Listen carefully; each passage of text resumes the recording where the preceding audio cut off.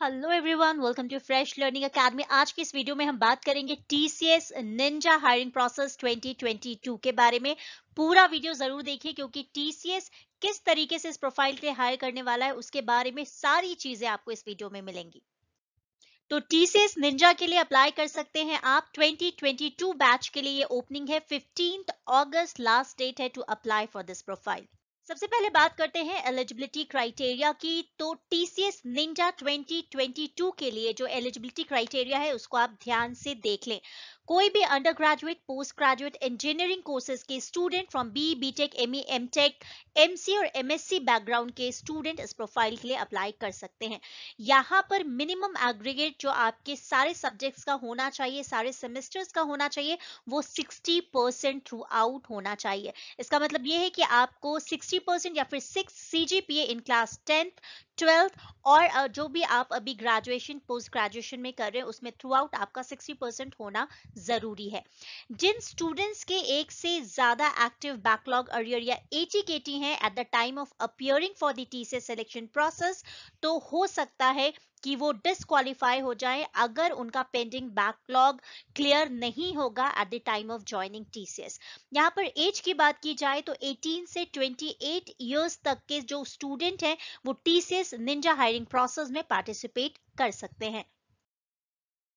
कुछ और eligibility criteria है जिसके बारे में आपको पता होना बहुत जरूरी है। परसेंटेज की बात हमने कर ली है कि 60% थ्रू आउट आपका 10 12 ग्रेजुएशन, पोस्ट ग्रेजुएशन में होना ही चाहिए। अगर बैकलॉग अरियर्स एटीकेटी की बात करें तो कोई भी एक से ज्यादा एक्टिव बैकलॉग अगर आपका है eight the time of appearing for the TCS selection process, तो आप इसके लिए अप्लाई नहीं कर पाएंगे अगर वो पेंडिंग बैकलॉग या एरियर टीसीएस के ज्वाइनिंग टाइम पे क्लियर नहीं होता है।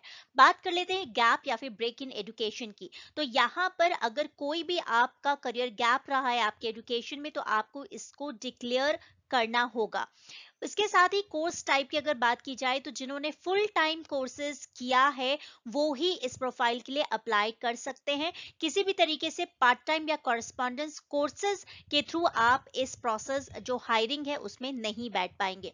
वर्क एक्सपीरियंस, अगर जिन स्टूडेंट्स को प्रायर वर्क एक्सपीरियंस है अप टू 2 इयर्स, वो भी एलिजिबल हैं और वो अप्लाई कर सकते हैं टीसीएस निंजा हायरिंग प्रोसेस के लिए।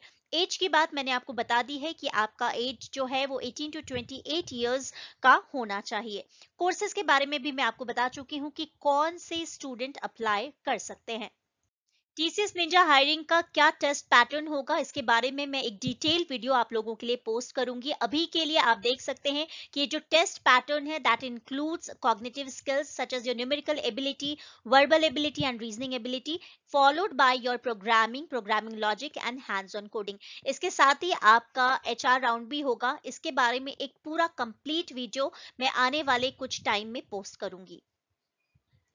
टीसीएस निंजा और टीसीएस कोड बीटा इससे रिलेटेड तो 4 वीडियोस मैंने और पोस्ट किए हैं जिसमें मैंने एक्सपीरियंस जो भी है इंटरव्यू के बाद स्टूडेंट्स का उसको शेयर किया। आप उन वीडियोस को भी जरूर चेक करें।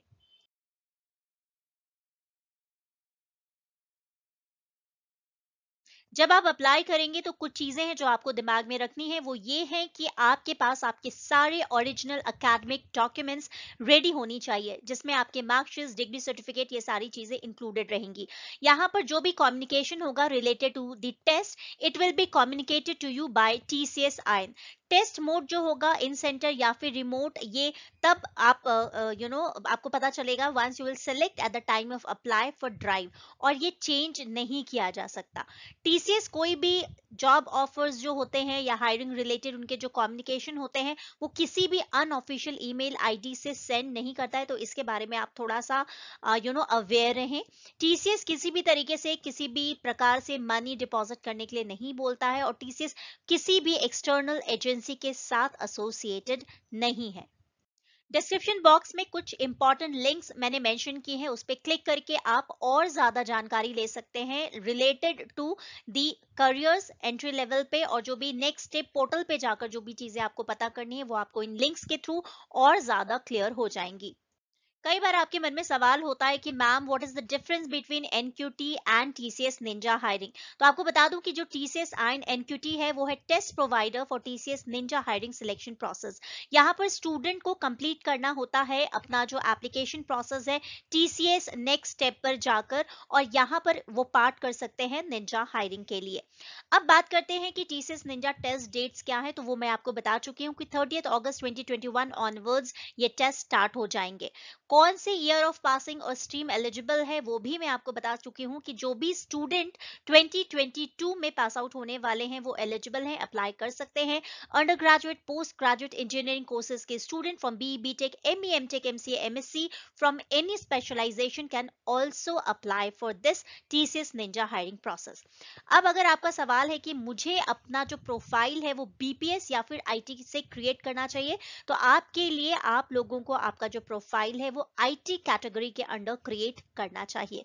लास्ट डेट अप्लाई करने की या फिर रजिस्टर करने की है 15 अगस्त 2021।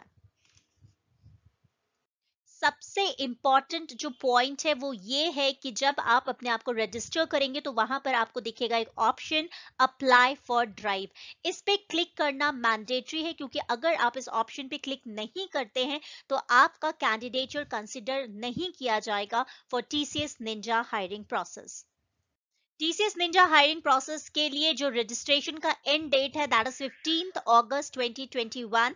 टेस्ट डेट है 30 अगस्त 2021 ऑनवर्ड्स, और जो इंटरव्यू की डेट रहेंगे वो पोस्ट टेस्ट रिजल्ट के बाद अनाउंस किए जाएंगे।